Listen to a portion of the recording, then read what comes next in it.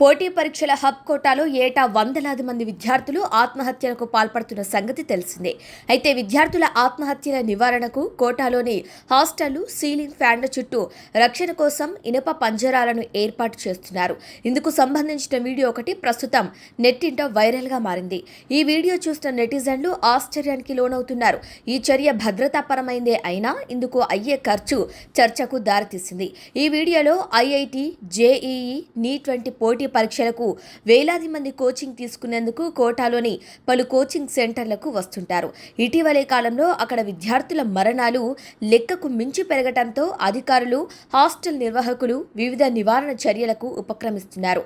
అందులో భాగంగా ఓ హాస్టల్ నిర్వాహకులు సీలింగ్ ఫ్యాన్ల చుట్టూ అధిక బరువు పడినప్పుడు ఊడిపోయేలా ఇనుప పంజరాలు ఏర్పాటు చేశారు.